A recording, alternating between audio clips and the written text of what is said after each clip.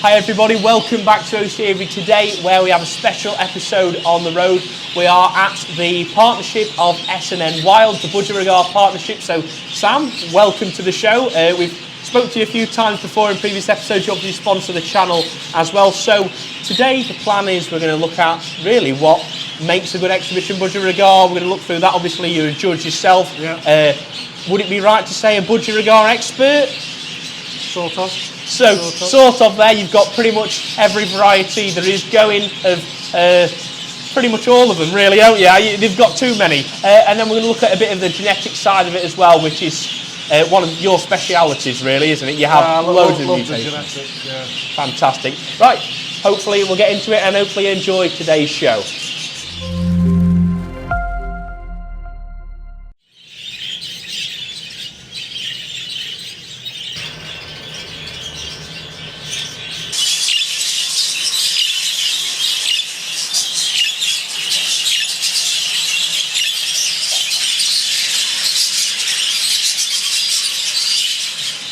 Now, Sam, you're obviously keen on your exhibition Budgerigars, but also for colour Budgerigars or miniature Budgerigars, as I've been calling them. So, these three birds, first off, what colours have we got here? So, the cockbird in the left-hand cage is a Texas clear body green. The one in the centre is your wild type colour, normal light green. And then the head on the right-hand side, she's a normal cobalt. Fantastic. I mean, they're beautiful birds, and I'd probably favour these over the exhibition, to be honest. A lot of people do, to be honest. A lot of people do. Yeah. So you obviously show these guys. You've been quite successful with them. So, so what makes a good colour Budgerigar? Because obviously they're different in the exhibitions in terms of you don't need the size in them as much. No, we're going the other way. Compared to the exhibitions, we're going smaller. You want it to be really tight feather. Shape again, but going the other way, not a big shape. You want it a very nice silhouette, and then it's every millimetre count. So you wanted a real tight mass, very small spots, nice streamlined bird, no width at all, no blow, none of the things we're looking for in the exhibition. Really, completely the opposite. And the three here, slightly different birds. The Texas clear body to me is a really good example.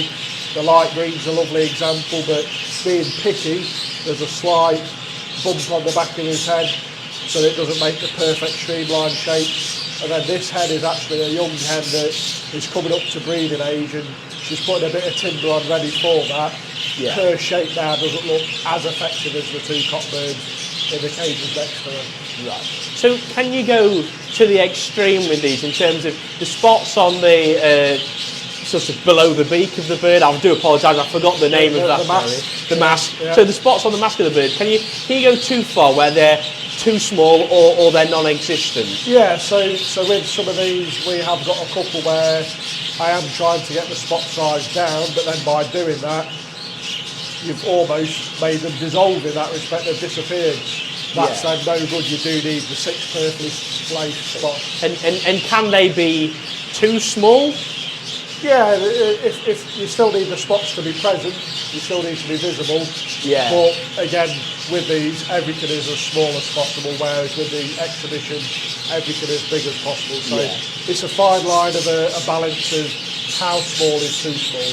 Right, and then considering the overall size of the bird, so obviously in the exhibition birds we've seen longer tails, longer flight feathers, larger heads and stuff. Can the bird have too small a flight feathers, too small a tail, or actually just body be way too small? Flights and tails, we've not really come across that issue yet, that they've gone too small. These birds do seem to always be in proportion. They fly well, so it's not affected them in that respect. But yeah, there's certain features that some do look very small bodied, which then doesn't look right shaped. And going back to the spots if they are too small, they're disappearing, which is then it's not a good thing. Right. So obviously something that doesn't occur in these guys compared to exhibitions is the fault of sort of dark flecks on the head of the bird. Is that something that could come in? Or I've never come across a flecked or ticked colour Budgerigar miniature yet. You know, they all seem to be clean. They don't seem to have the faults that we've had in the exhibition, and I do believe that is because of the extra feather we're putting on them. Whereas with these, that's not present in those birds. Fantastic. And then, as we mentioned earlier, steadiness doesn't seem to be a problem with the exhibition birds. They sit quite well. But what about these? Is that something you have to take into account as a judge? Yeah, these can be quite hard work, as you can see here. One's on the floor messing about. The hen, young, she's never been in a showcase before, climbing all over the cage. The cockbird in the middle, who has been shown, is doing his job and sitting still. These are fitter, healthier, livelier birds in that respect.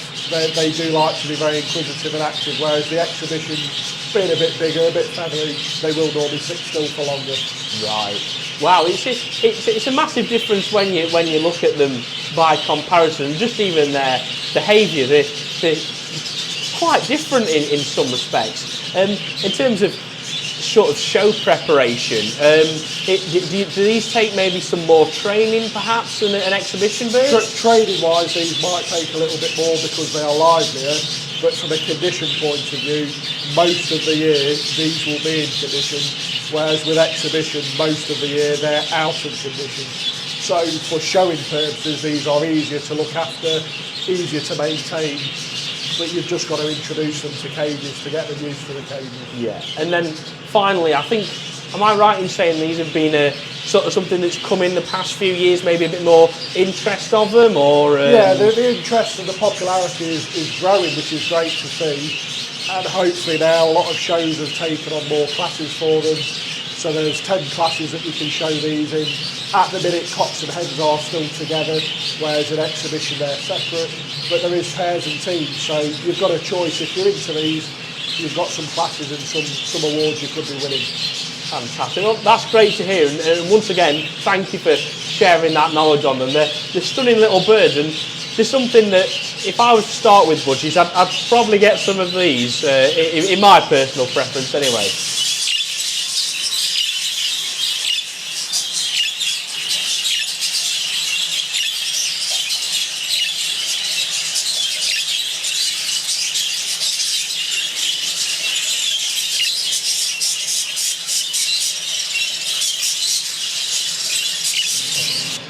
So Sam, we've got a bit of a size comparison here, just for people who've maybe not seen too much of exhibition budgerigars, pet type budgerigars or miniature budgerigars. So obviously there's three types. On the left we have an exhibition, on the very far left anyway. What colour did you say that was? So he's a normal grey cock. And then we've got, shall we say a pet type is probably the best way of describing that. Small exhibition, standard budgie size, whatever you want to call that one. She is actually exhibition, but a very bad example in that respect due to size and feather. Yeah. Then we've got a green series, just a normal green. Normal light green, miniature. Miniature. Yeah, sorry, I've probably been saying this wrong. And then on the right hand side, we have another exhibition budgerigar, which is a blue series bird.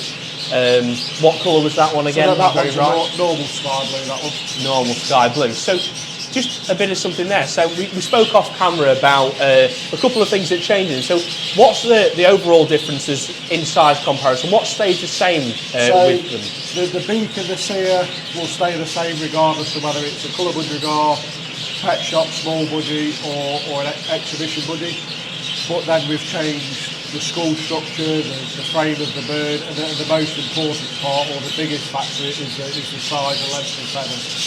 That's what gives these birds the presence that they've got in front of you. So it's an absolute clear difference, as you can see. It's a bit mental that you compare, the colour budgerigar, which is close as what the wild budgerigar is, to decades of domestication has got them to now to get that size up. So fantastic.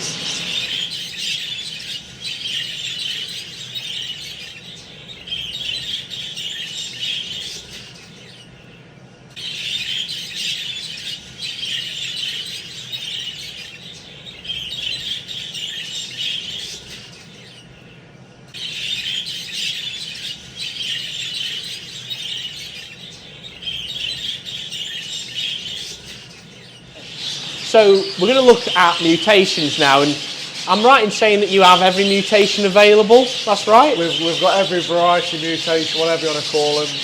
Some with literally like one particular one we've got one of, some we've got small numbers of.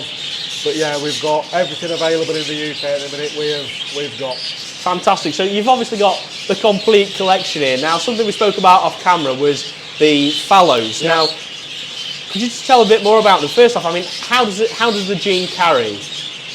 So there's 3 different fallows. All 3 act the same in the fact that it's a recessive gene. Yes. But they will not cross. You cannot cross them. You'll just breed normals. So first of all, we've got the English fallow, which there's one in the cage here. And to a lot of people, if you don't know about them, they look a bit like a Texas clearbody, which is another variety. They look a bit like that, but they've got red eyes. And with the English fallow, it's a pure red eye, no iris at all, just like you popped a little red marble into the bird's head. Whereas then a German fallow, which is this other one, a German fallow again, there is some slight differences with coloration and markings, but only I'm talking very slightly. The main difference is the eye. When the bird is matured, it will have a white iris around its red eye. So when your birds have matured, you will know which type you've got. And then the final one is the newer variety called the dun fallow. And the dun fallows at the moment are only in colour Budgerigar miniature size, but they are almost like a normal looking bird, but with a piercing red eye again. Wow. And they all breed the same as in recessively, but like I say, you cannot cross them. Or if you do cross them, you won't get any fallows. Wow. So, I mean, the first thing that stands glaringly obvious for these guys is the red eyes, of course, as you said.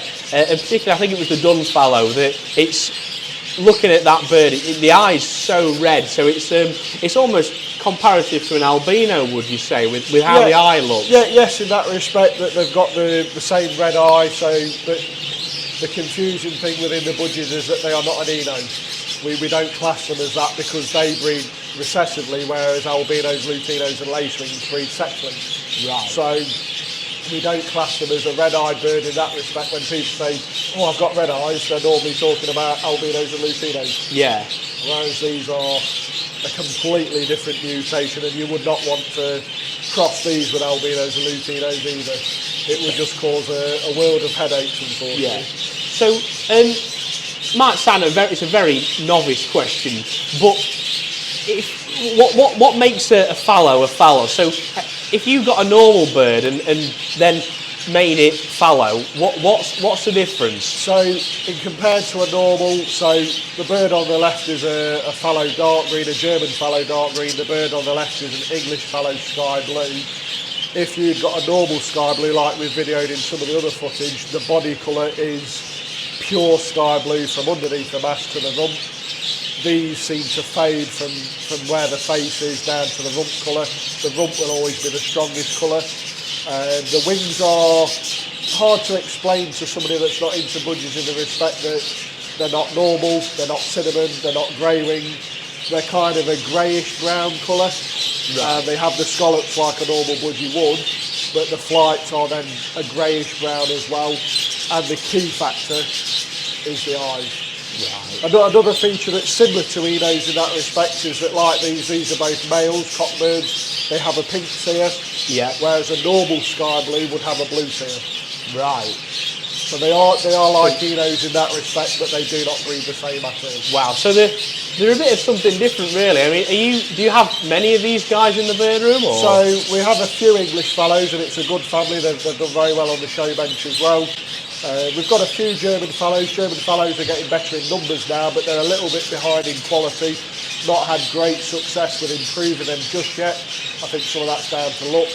And then with dun fallows, we physically own one bird. We didn't breed it. We exchanged it with a breeder. So I'm now starting my dun fallow project, and fingers crossed it all goes well. Hopefully it works for you. So with the fallow then, it's got red eyes, and I know a concern would be, particularly in other areas of hobbies, you wouldn't breed red eye to red eye. So how would you pair sort of two fallows together to get your visual birds? The best route for a lot of varieties, especially with these with them being recessive, would be to pair a German or English fallow to a normal. That way you would get 100% splits, and then you can use the splits in different ways. You can either use split to split, but you would only get 25% fallow offspring. You could go split to visual, you get 50% of each. If you do go fallow to fallow of the same type, so English to English, German to German, it can be done. But with a lot of things out there, if somebody has been inbreeding, not line breeding, inbreeding, you could come across problems and you will weaken the gene again. But I think with how domesticated a lot of these are now, you can pair them together successfully if they are not too closely related. Right. Oh, excellent. So it is possible then. It's not perhaps as serious as pairing two birds together, but in some areas they say it creates a lethal gene and it causes severe problems down the line. So provided they're not related, it's all right to do that? From my experience with the way I do it, I have no issues in that respect. With you just mentioning the word lethal gene, there was actually another type of fallow called the Scottish fallow, and they had a lethal gene where by pairing them together, the chicks are like a ticking time bomb. They're going to die at some point, you just don't know when. Right. So they obviously, in my eyes, were either severely inbred or they were just the type that had an issue, and that's why they don't exist anymore. Right. Whereas with these, as long as you do it correctly, no issues at all. Fair enough. So it sounds like they're certainly on the up anyway, and a lot healthier than by comparison. So with your dun fallow bird, then obviously you said you've got that in an absolute colour type miniature budgerigar size. Have you got a plan to try and get it to these sizes? And how are you going to do that? Hopefully with the dun fallow, I'd like to breed some small ones because that's what they are at the minute, and that's what I've managed to get my hands on. I exchanged with a breeder to get the visual dun fallow. A friend in the hobby has then given me a split to use with it. So fingers crossed we can get the ball rolling straight away there in the colour Budgerigar size. But give me 4 or 5 years, I would like to hope they're this size or better. I would like to try and push them down the exhibition route because so far seeing them in colour Budgerigar size, they are stunning birds. So I would like to see them in bigger birds. Fantastic. Well, hopefully that goes all right for you, and thank you for showing us the fallows. And hopefully everyone at home has found that interesting. I certainly have. It's something completely different.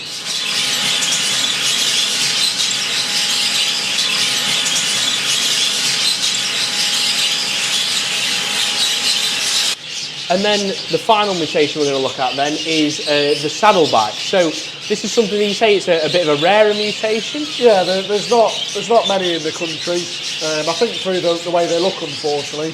I like them in these colours. There's 2 nice examples here. But the first ones I had were greens, and the greens don't look as quite effective, which I can understand, and some people won't like the look of. But saddlebacks breed recessively. Whereas what they kind of look like is an opaline, and an opaline is sex-linked. So again, a bit like the fallows, these are a recessive gene. If I was to pair one to a normal, I'd get 100% split. And then do I go down the route of pairing split to split or split to visual? And obviously like these two in the cage could be a pair, two visuals together, I would then get 100%. Yeah. But to improve them up to show quality, I'm still a good few years away from them getting where I want them to be. The best route is using normals to produce splits and go in 1 year, back in the next, and of course, again within a few years they should be up to a good standard, hopefully. That's good then. So in terms of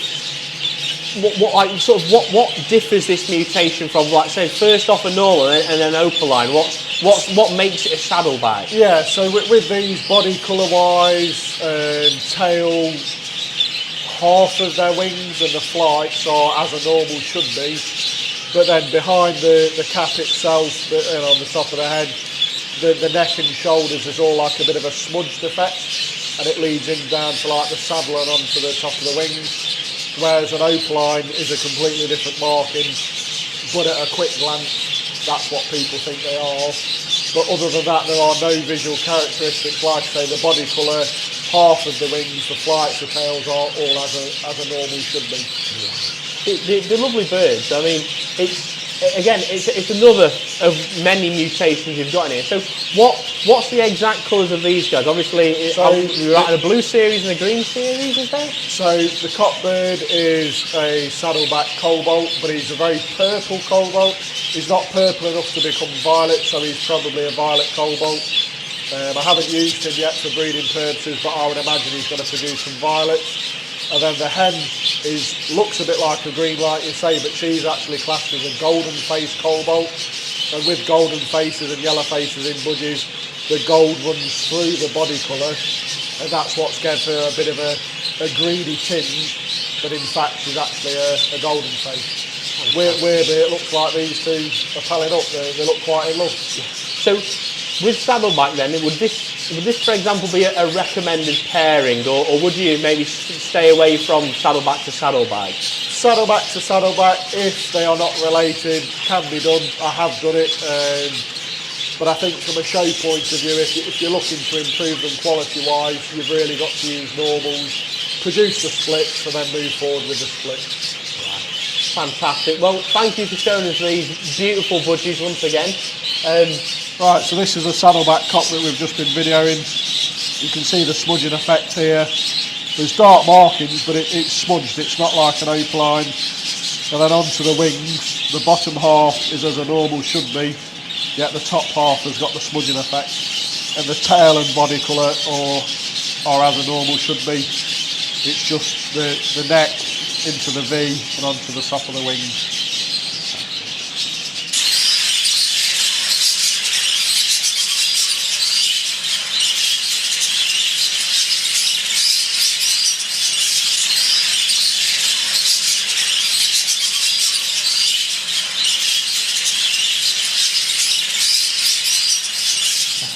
Well, everyone, that's all we've got time for this week. So, Sam, thank you so much for letting me come to your beer room, visit it. We've obviously seen all sorts today, learnt a lot today. Thank you for sponsoring the videos as well as Sam One Bird Products.